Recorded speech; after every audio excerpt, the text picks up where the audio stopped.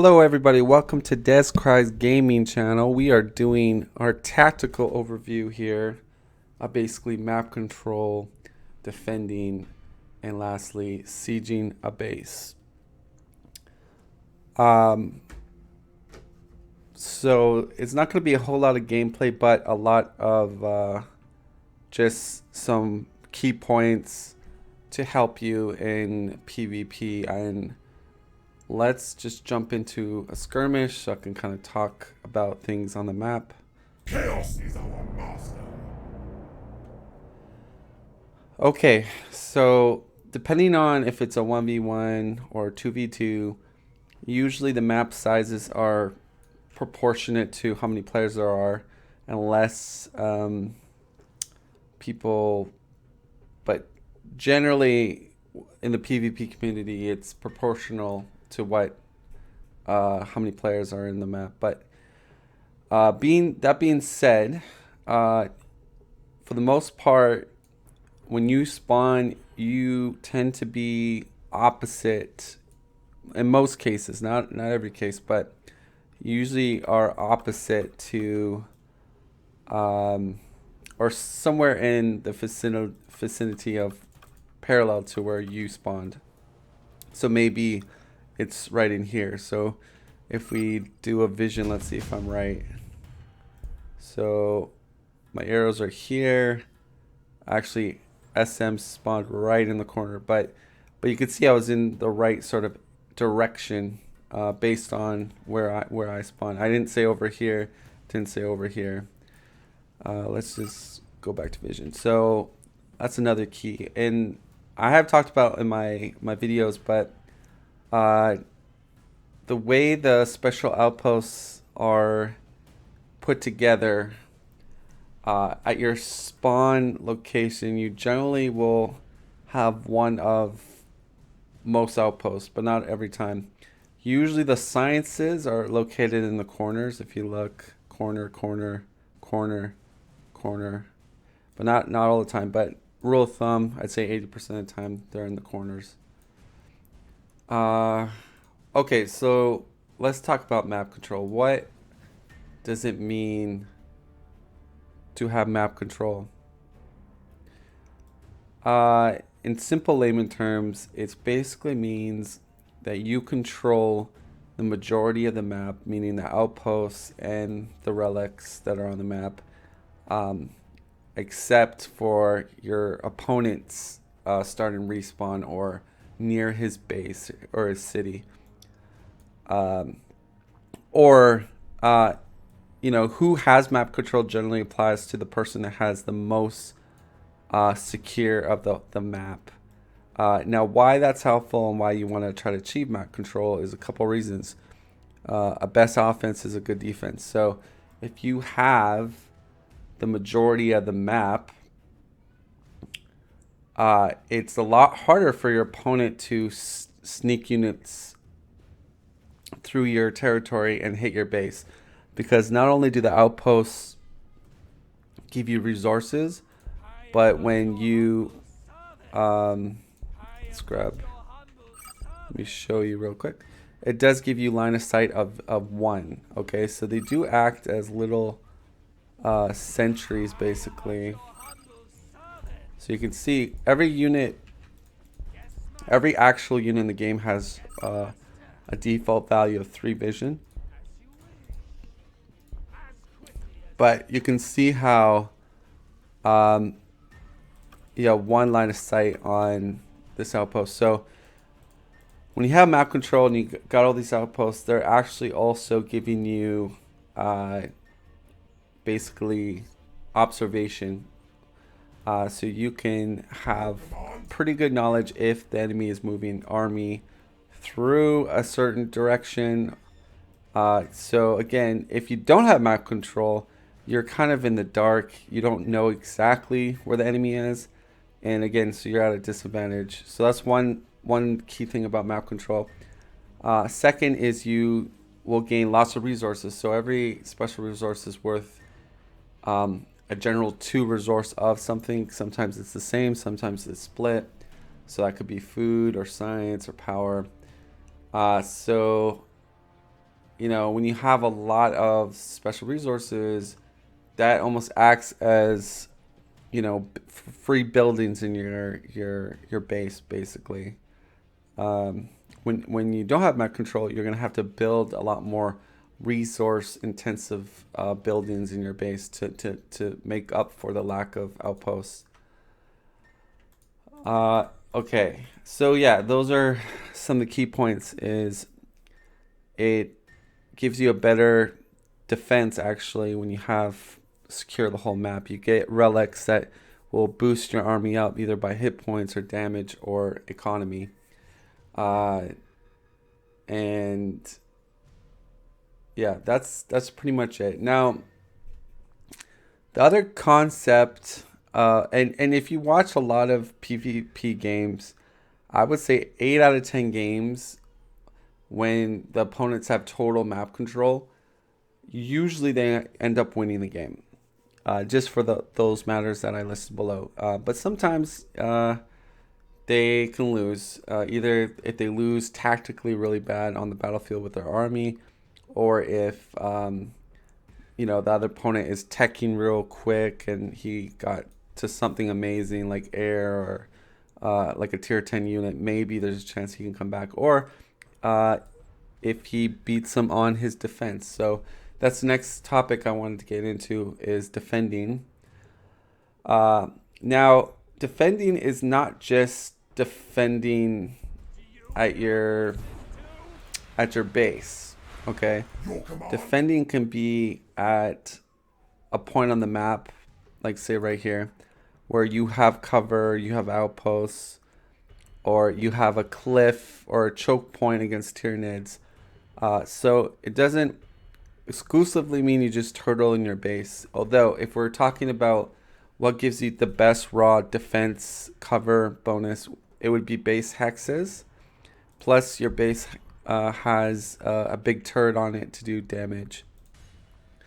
Plus it has lots of HP. So, but here's the thing. Sometimes, like if you're against a faction that has lots of range 3 weapons, they can sometimes focus fire on your base while you're camping in your hexes and kill your base. So that's where you have to it doesn't work all the time, but a lot of time the best way to defend a base is usually with a healer type unit that can heal your base, and having very tanky units like with high HP, high armor, guarding the hexes. Usually heroes are probably the best.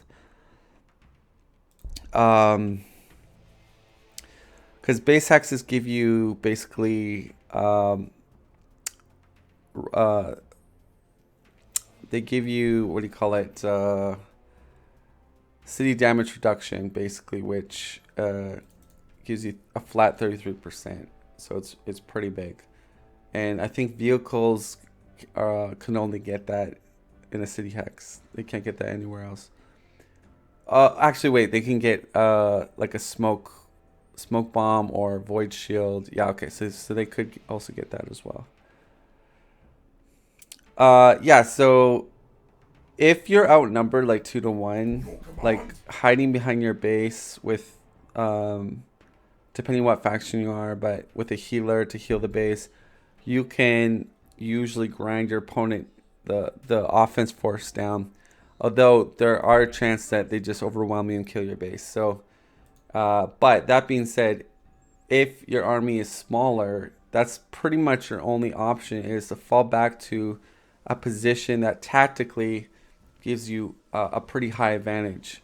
And usually it's a behind your base that usually will kind of give you more of a tactical, even out the odds if you're outnumbered.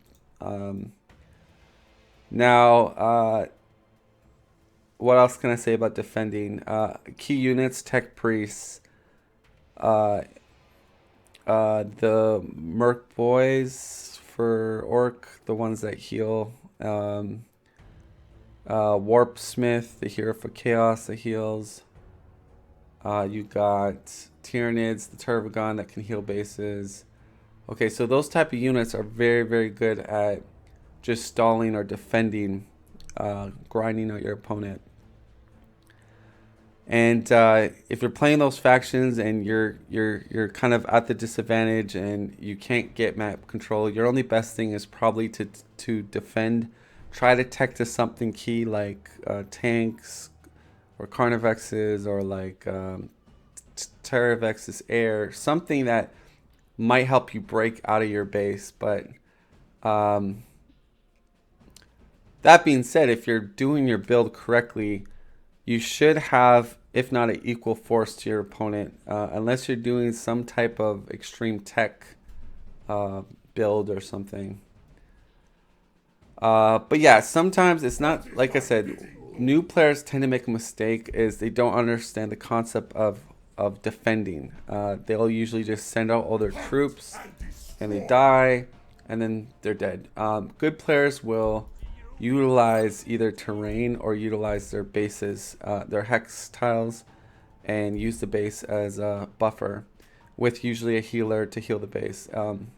That's usually what good players do. Sometimes what happens if you end up having about equal force at your base, they can push into you and then you counterattack, push right back, and then push them all the way back.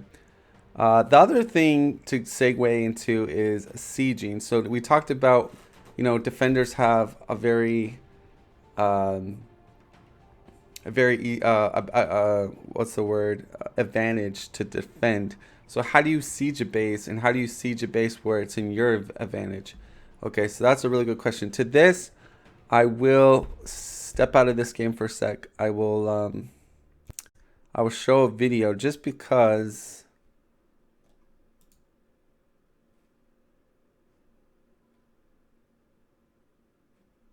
Wait, I don't know if it's still recording. Whoops. I'm going to show.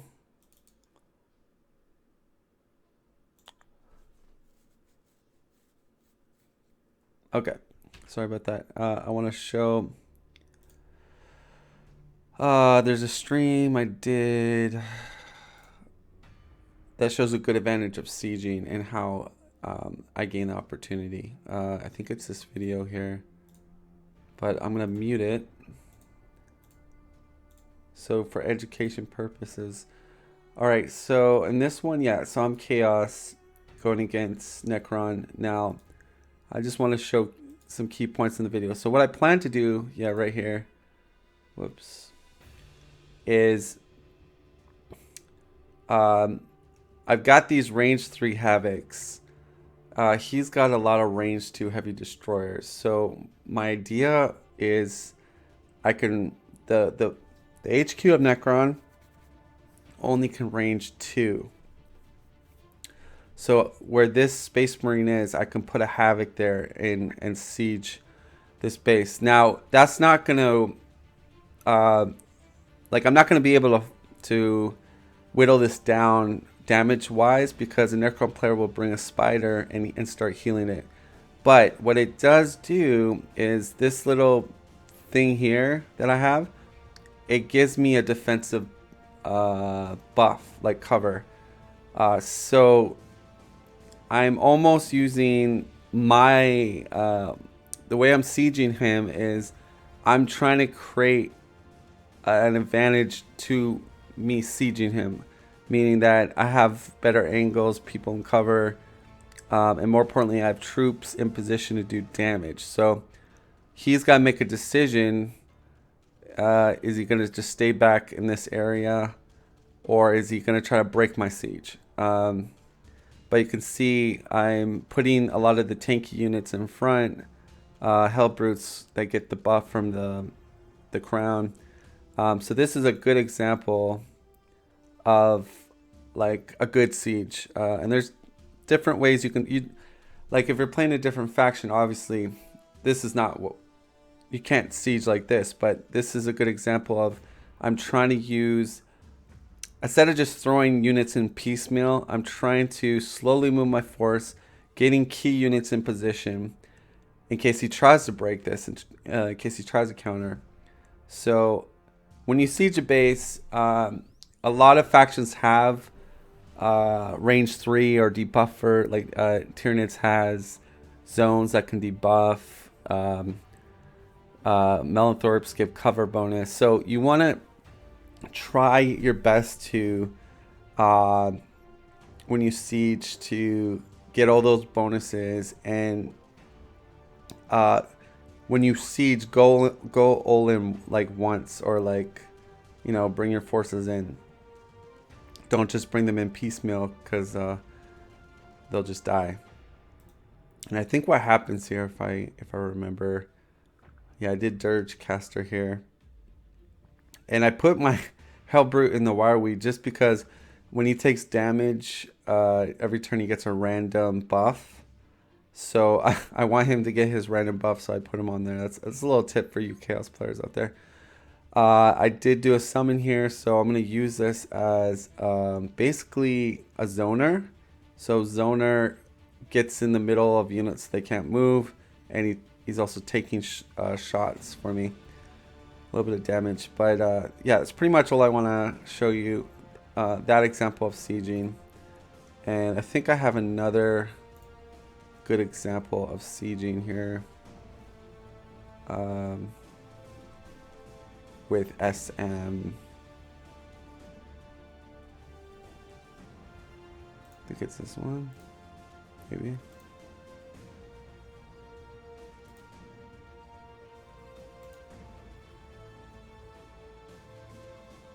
Oh yeah, this was a really good play. Okay, so what I did in this one, so you can see I'm probing his base. Okay, so let's watch.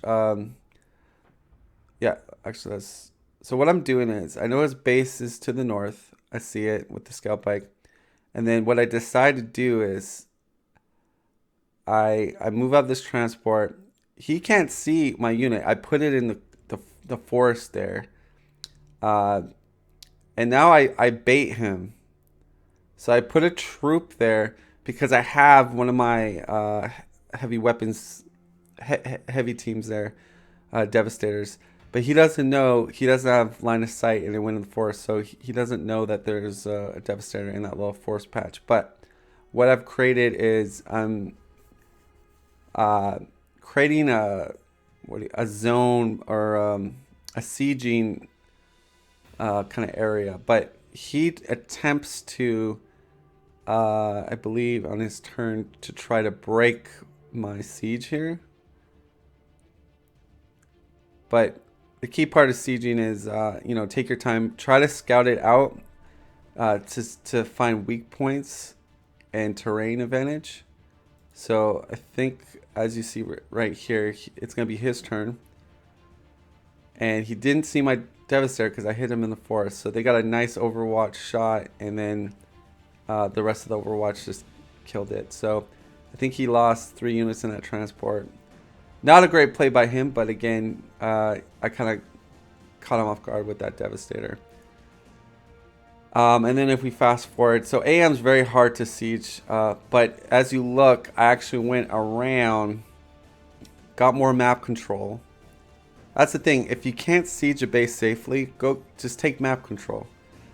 So what I did is I wanted to get behind the base. 2 reasons. One is I can maybe have the option of attacking the second one, so then he has to decide which base to defend, so he has to split his forces up. Second, this base is from behind is a little bit easier to attack because there's no cliff in the front here, and there's an open hex right here to the base. So this made a lot more sense to attack it on this side.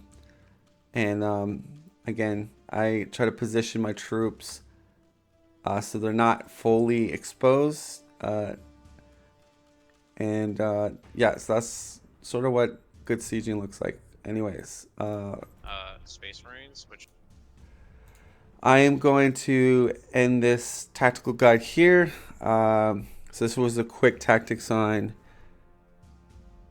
map control, defending, and sieging.